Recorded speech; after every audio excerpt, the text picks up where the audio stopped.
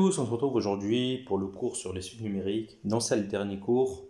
J'espère que vous avez bien aimé nos cours. Si vous avez des remarques, n'hésitez surtout pas. Comme ça, on pourra les refaire pour les années précédentes en encore mieux. Donc voilà quoi. Donc on va passer au cours. C'est parti.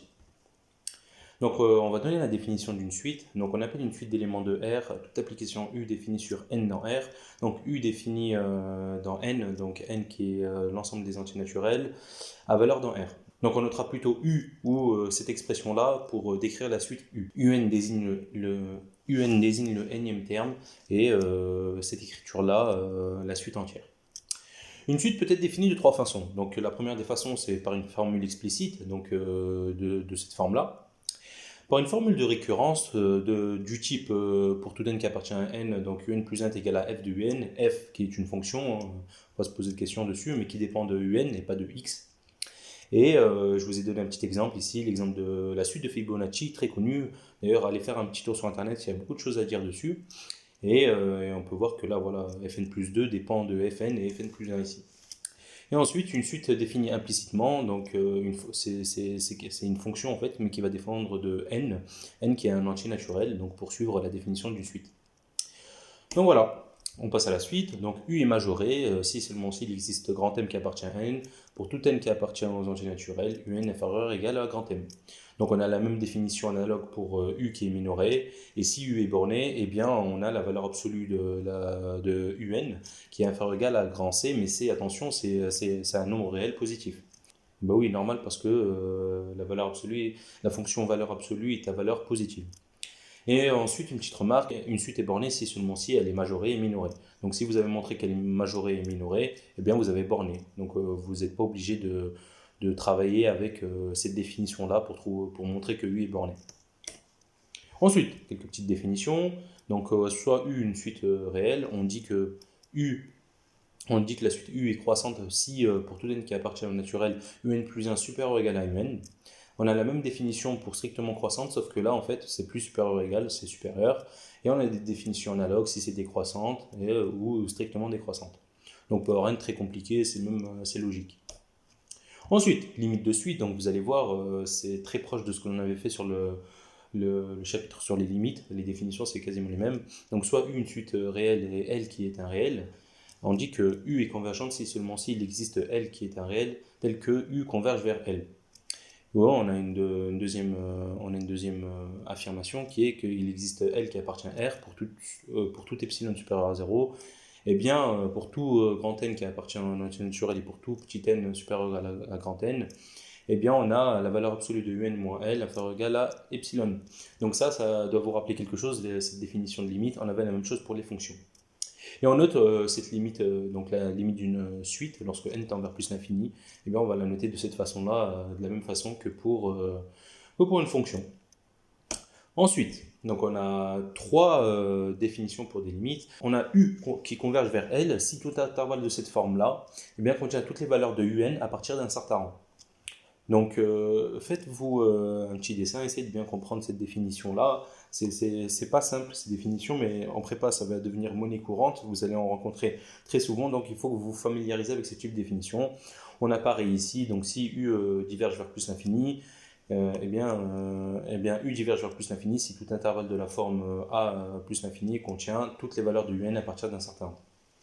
Et on a pareil pour moins l'infini qui est la définition analogue de celle-ci. Donc lorsqu'elle existe, la limite elle est unique. Attention, on ne peut pas avoir pour une suite de limites, ça n'existe pas. On n'a qu'une seule limite et avec une seule valeur. Donc maintenant deux petites propriétés qui sont liées ensemble. Donc on définit deux suites UN et Vn et qui admettent des limites réelles. Donc si UN est inférieur ou égal à Vn à partir d'un certain rang, alors la limite de UN est inférieure ou égale à la limite de Vn lorsque n tend vers plus l'infini. On a la même chose sauf dans le sens inverse. Si UN lorsque n tend vers plus l'infini est inférieur à la limite de Vn lorsque n tend vers plus l'infini, alors UN inférieur ou égal à Vn à partir d'un certain rang.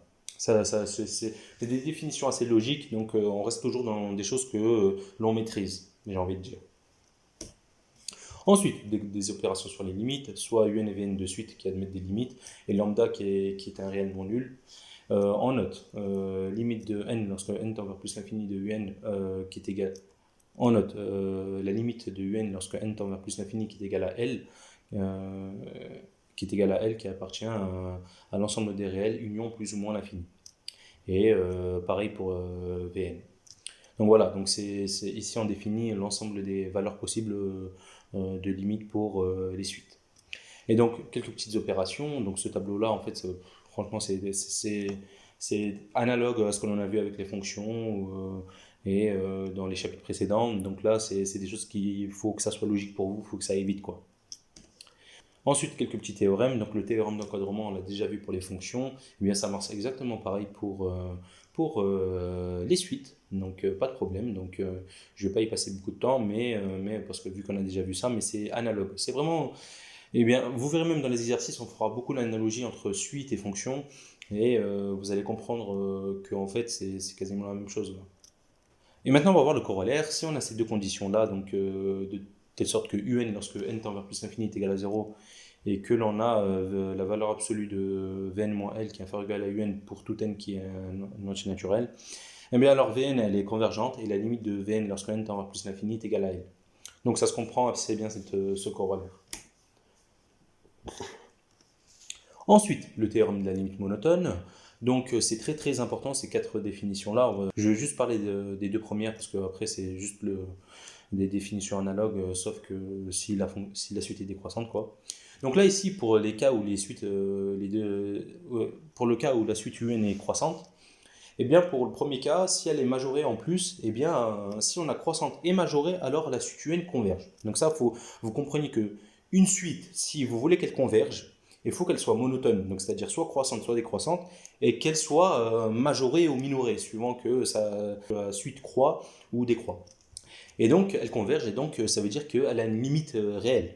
Et donc lorsque n tend vers plus l'infini, un est égal à L, et L, comme je vous l'ai dit, doit être un nombre réel vu que la suite converge. Donc on a pareil, si la suite U est croissante et non majorée cette fois-ci, eh bien elle diverge. Oui, parce que si elle ne fait que croître mais qu'elle n'est pas majorée, elle va tendre vers plus l'infini, la suite, ça se comprend assez bien. Donc la limite lorsque n tend vers plus l'infini de un est égale à plus l'infini. Et on a pareil pour dans le cas où la suite un est décroissante. Donc voilà, on passe à la suite. Ensuite, quelques petites limites de suite de référence, donc faut les connaître par cœur, c'est très important, c'est des choses voilà, basiques, il faut bien les comprendre. Et j'ai donné un petit cas ici, si vous avez la suite q puissance n, et bien si q est inférieur ou égal à moins 1, et bien en fait la suite diverge et elle n'a pas de limite, parce qu'en fait si n est pair, eh bien ça va donner un nombre positif. Si n est impair, eh bien ça va donner quelque chose de négatif. Donc déjà ça ne converge même pas. Et en plus ça va faire que changer à chaque fois. Donc ça n'a pas de limite. Donc en fait ce qu'il faut que vous fassiez dans les suites, c'est que vous devez prendre certaines fois pour bien comprendre le comportement de la suite, prendre les premières valeurs et voir ce que ça donne pour bien comprendre. En fait ça va vous aider à mieux analyser pour les rangs beaucoup plus hauts pour les rangs beaucoup plus hauts de la suite. Ensuite, donc les exercices. Donc je vous propose deux petits exercices, mais sur le site on en mettra beaucoup d'autres. Donc c'est pas des exercices simples, mais c'est des exercices classiques par contre, et c'est des exercices qu'il faut maîtriser parce que les suites il n'y en a pas 100 000 des exercices, mais il faut bien comprendre la logique des exercices. Donc si vous comprenez bien ces exercices, je peux vous assurer que les suites pour vous, ça va être ok, quoi. Donc voilà, donc si vous avez des questions, n'hésitez surtout pas, n'hésitez pas à les mettre en commentaire et on se retrouvera pour la prochaine vidéo pour la correction de ces exercices. A plus!